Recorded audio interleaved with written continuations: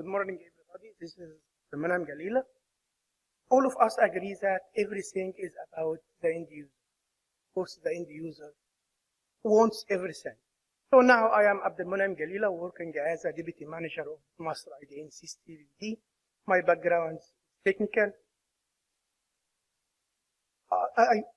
The first slide in my presentation, I will talk about my rights. The first thing about my rights is that I have the right to have a domain name for my own local content language in my own local language. I mean, I am a speaker of Arabic. I want to have the domain name in Arabic.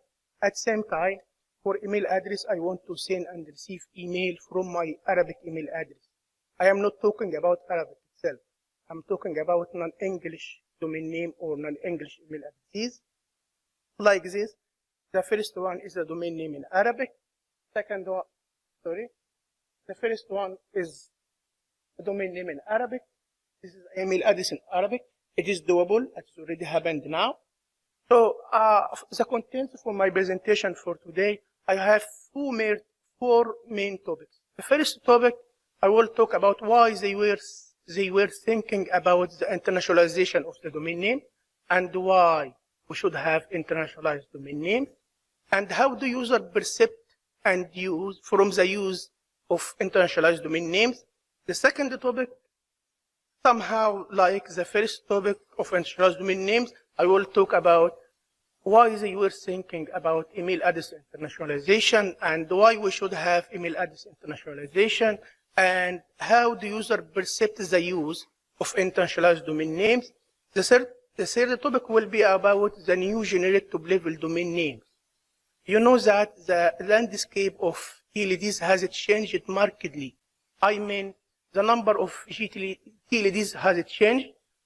You have now around 1,300, more than 1,300 new generic top-level domain names. New generic top-level domain names, not just 2 or 3 characters, not just ASCII letters. It now could be IDN letters, Unicode letters. So do you think that the libraries that were developed more than 20 years ago could handle internationalized domain name, could handle email address internationalization, could handle the new generic top-level domain names, which is ASCII and IDNs? Of course not. These APIs or libraries should be changed to accommodate this. So who do care about this issue? So I will talk here about the issues with the current systems.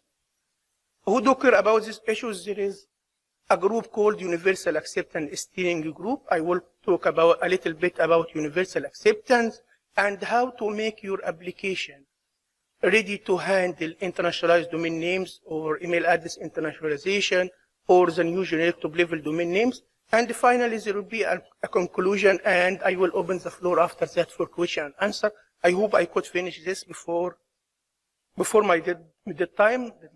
So, of course, we are now after the breakfast, so we want to make some refresh for our mind. So this is a startup exercise, warm-up exercise. So for here, please be with me, your attention. Which pie chart from these pie charts approximately represents the English content versus non-English content exists online? Of course, all of you read this presentation online, so I will skip this to the answer. So for a while, you have to think about something. Why is there a need for a multilingual website? If you go back 20 years ago, ask yourself this question. Now, ask yourself the question. You will find the answer here.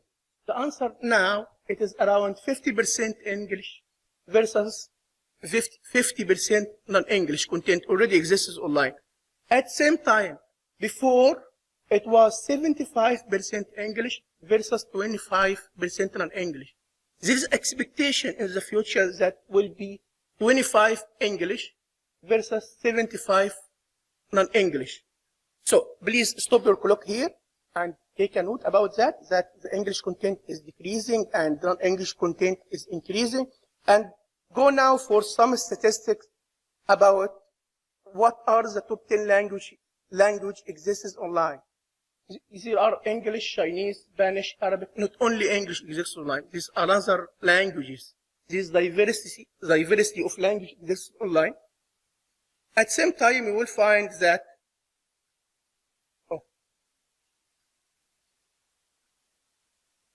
we only have 26% of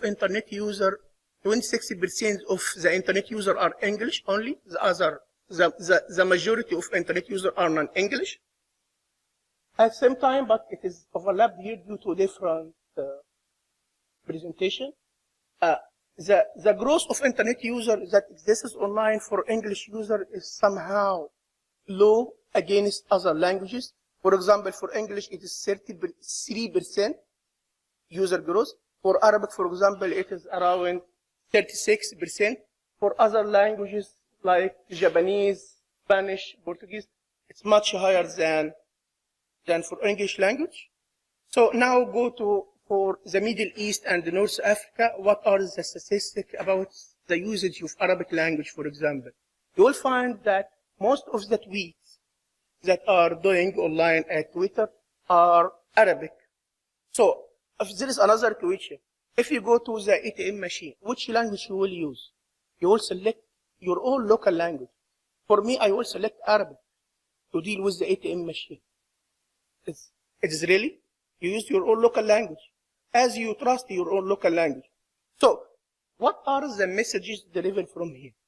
The messages delivered from here start with, you have diversity of internet users, diversity of languages, diversity of scripts of languages. So that is the idea behind why they were thinking about internationalized domain names. So what is the change? TLD not just in English, TLD not just 2 or 3 characters. You have now .London, you have .Istanbul, you have .Dubai, .Abu Dhabi. Domain name list is no longer static. As I said before, that the landscape of TLDs has changed from 2009 to 2019. So why IDNs? Let's go to the main players of IDN. Yeah, let's go for China and Korea. What they said, why the people said about IDNs there. For China and Korea, they said that using IDN will help the customer to remember a domain name more easily, will help me better communicate and market web addresses verbally, are easier for local customer to use, will help me better reach our local customer base. So how the user perceives this domain name, internationalized domain names? So IDN domain names should be displayed correctly in a familiar way. IDN names accepted when I want to have a web hosting. I think most of you are web hosting provider. So if I go to your application and want to have web hosting for my IDN domain name, it will not be accepted. So we would like to handle this. ASCII domain names and IDN names should be treated equally. And of course, I hope in the future we'll remove the word IDN. All of them are domain names. No ASCII, no IDN, all of them domain names. Search engines, social media applications, software tools, browser should handle IDN correctly. I think the ISPs here look like this now. After the breakfast, you are happy. So what are the benefits I will gain after I make my application handle this international domain names? I will speak about this. So let's go to the second topic for today, which is email addresses. How much email do we use daily? There is more than 200 billion emails sent and received per day worldwide. At the same time, there is 8.3 billion emails sent and received per hour worldwide. So what about the email account? It is expected to be 5.5 billion worldwide email account by the end of 2019. So what about the email user? I think it will be more than 2.9 billion email user by the end of 2019. Remember again that we have only 26 of internet user are English and the other are non-English. So what are the messages derived from the above statistics? You will get that email is the most popular application worldwide.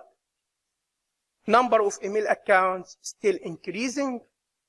Non-English users more than English users. So that is the main idea behind email address internationalization. So now why we should have email address internationalization? I want to keep my online identity. I want to preserve my local culture and traditional heritage. Using email address internationalization is easier to remember and to communicate well with other online users. Of course, you want to have a consistent environment. For example, I have content in Arabic. I access this content with domain name in Arabic. I want to send and receive email also in Arabic, consistent environment. Okay? So how do users expect or perceive the use of internationalized domain names? Email clients and email server should be able to process EI emails, ability to send and receive emails from and to another parties. EI addresses anti-spam engines should be able to work with this email address internationalization.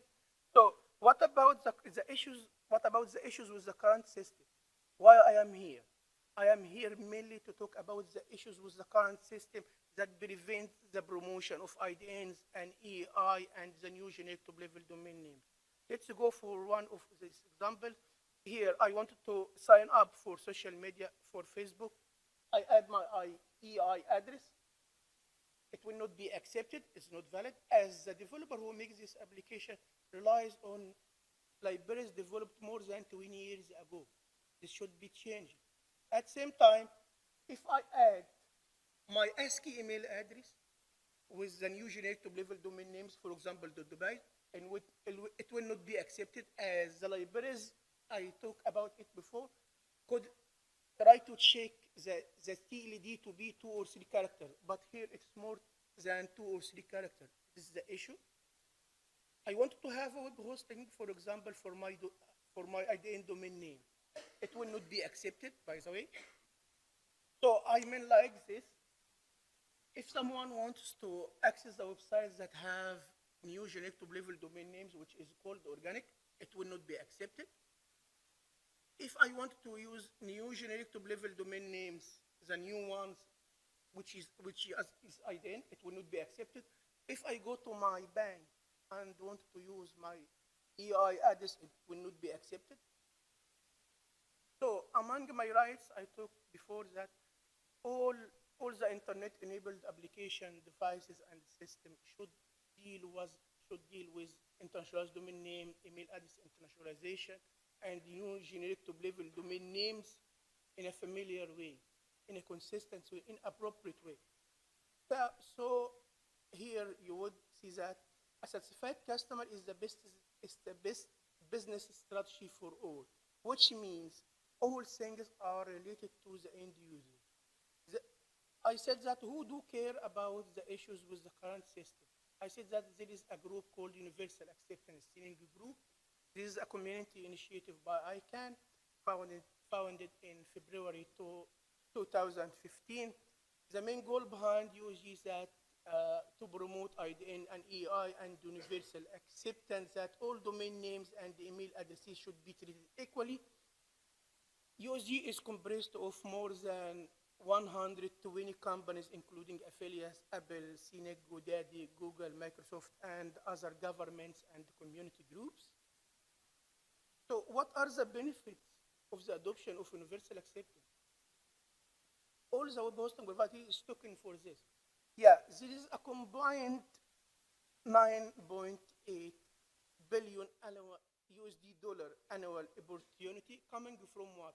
Coming from the user exists online now that will use the new generic top-level domain names, and at the same time, from the users that will be exists online using internationalized domain names.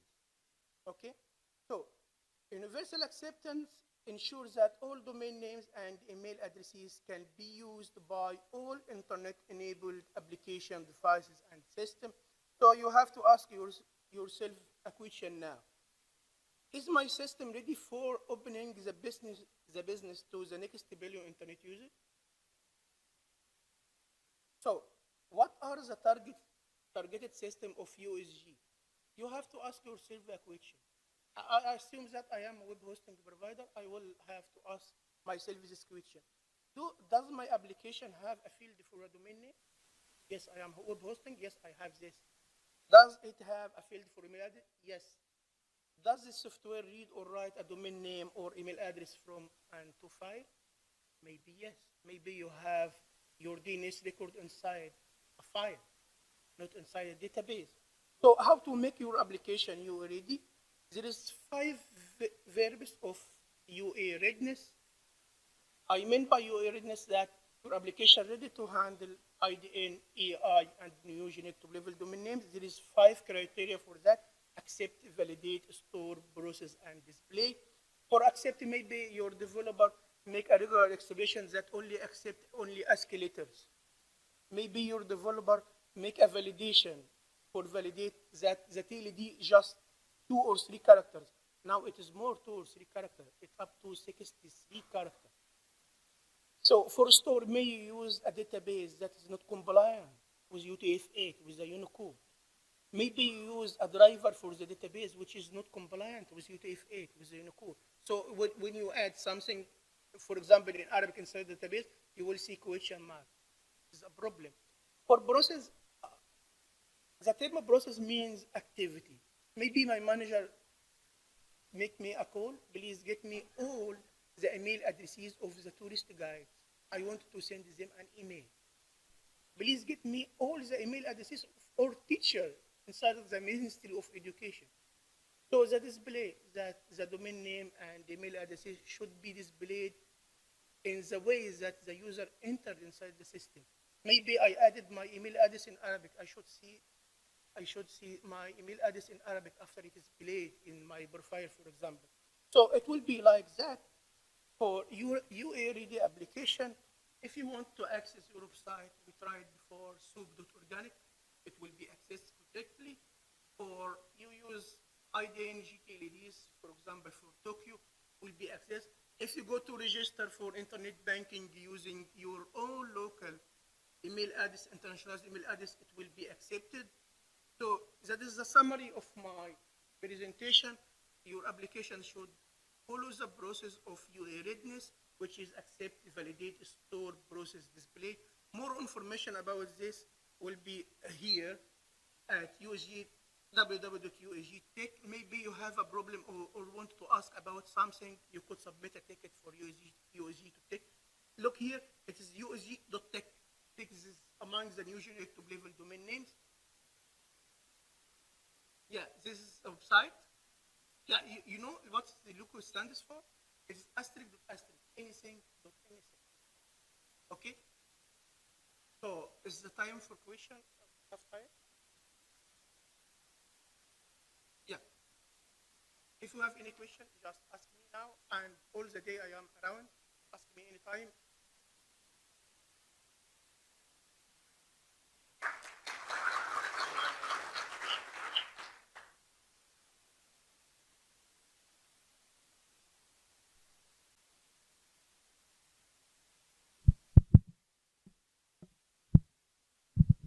Good morning. Thank you very much. I enjoyed your presentation and especially the stats. Interested in the numbers. But I have a question and probably a comment as well. I have seen many figures like this before. Question, although it was all good, I was also getting a feeling of somehow some negativity about, for example, the number of users who use English versus the number of people who are also from that part of the world. Now, that's all very well. I also remember way back when I was a young student and I went to a country where I have to be told how to spell my name. I'm from Somalia. The capital city is Mogadishu. As I travel, in some countries I'm told Mogadishu is not spelled like this. And I say, no, but I was born in Mogadishu, so I know how to spell Mogadishu. So that's always a debate that's going on. Now that's hardly the comment, but what I'm really trying to get into is, with all the numbers you're providing, which are very interesting and very encouraging, we should still do more. We can do more. And I will just mention a couple of things. How do you see, for example, if you look at the Arab world and the Middle East, we're now talking about MENOG, if I look at the stats from ICANN, with all the options available with IDN, I still don't see the uptake. What's stopping every Arab country to have like .Misr or Emirat or whatever? Where is the block? What is it that's not allowing us to move to that area? Now, we all know the history of the internet and how it came about. It has changed. It's a non-government issue we can change. But what I really want to know is, and among friends here, to see what is it that's delaying us. Why can't we take advantage of the facilities available, the technology available? I travel in the Middle East. I've been to almost every Arab country. Beirut was the last one. And let me thank the people from Lebanon. I'm enjoying this country for the first time. I don't know how I missed it after all these years. But what annoys me and really frustrates me is, as I travel around, I see things blocked in some countries. Why? If I'm in Manhattan, I can get access to wireless everywhere.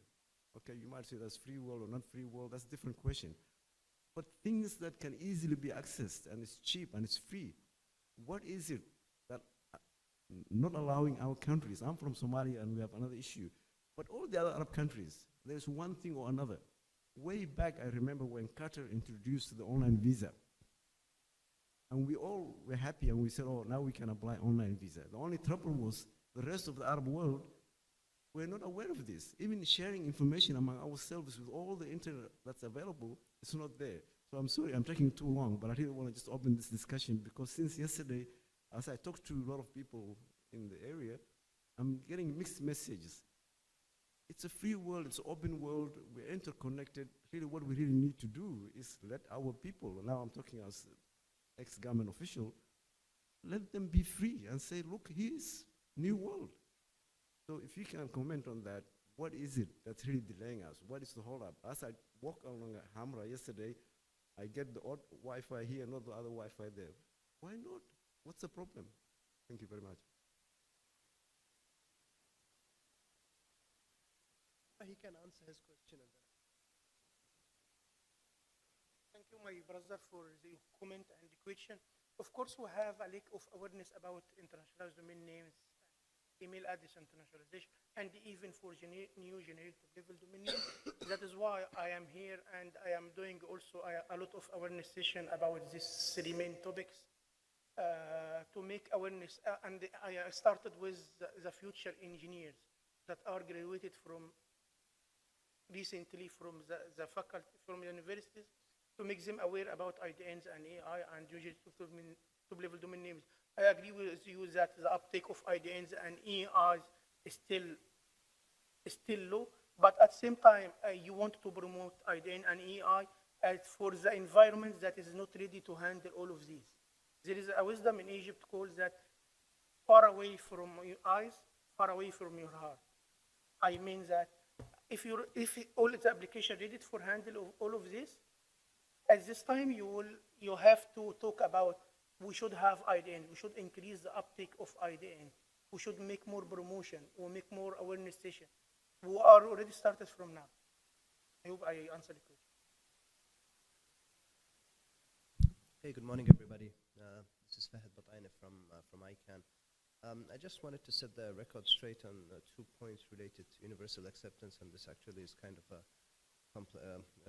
complementing what Abdalmonem just said. So the whole concept of universal acceptance isn't new. It actually started back in 2003 after the first set of new generic top-level domains were rolled out. So before that, or let's say even before ICANN, top-level domains were either 2 characters, and those were country codes, or either 3 characters, and those were the generics like .com, .net, .org, and .gov. So 2 characters or 3 characters. Software developers in developing the different systems, they revolved around the fact that top-level domains are either 2 characters or 3 characters. Anything above that, you don't consider it as a valid domain name. Now in 2003, some new names were introduced like .info and .museum, and that's where the problem started. ICANN was still new at that point. It was like 4 years or 5 years into its work, and ICANN was extremely busy sorting out the internal house, let's say, and ensuring that they are able to bring in the right set of constituencies, and we're looking into issues like dispute resolution and intellectual property and many of those other more pressing, let's say, policies. What triggered this whole thing of universal acceptance was the 2012 round of new GTLDs, where not only you had TLDs that were more than 3 characters, it was also the fact that we had these internationalized domain names applied for by private companies, and sometimes private companies that were owned by governments, and so they wanted to push this whole uptake of their IDNs, and universal acceptance was a key issue. Now, one thing I would like to set the record straight on is the fact that Universal Acceptance Initiative is not an ICANN initiative per se. It's actually an initiative run by the internet community, and actually ICANN provides it with the Secretariat support. Now, going back to the point which Hamad Ibrahim mentioned about the uptake of IDNs. So it's really a matter of several issues. Now, if you look at the Arab world or the Middle East in specific, we lack on local content. We don't see a domain name as a branding tool. Of course, we rely a lot on social media. And of course, there are many other factors that kind of hinder the uptake of normal domain names, leave alone IDNs. Sometimes the hindrance of uptake of IDNs actually boils down to the fact that it's linguistic specific, it's mind culture specific. So when we look at MENOG, for example, MENOG is registered as MENOG.org, which means Middle East Network Operators Group. But when you want to register a domain name in Arabic, for example, there is no such thing in the Arab culture or the Arabic language culture where you just say MENOG. No, that makes no sense. You have to say Middle East Network Operators Group Lebanon, for example. So the name is too long, and of course comes with it a lot of other variant implications. So that's too technical. So I just want to, I'll wrap it up by saying that the whole concept of universal acceptance is not just for IDNs, it's also for GTLDs, and it's kind of a complex issue. Thank you.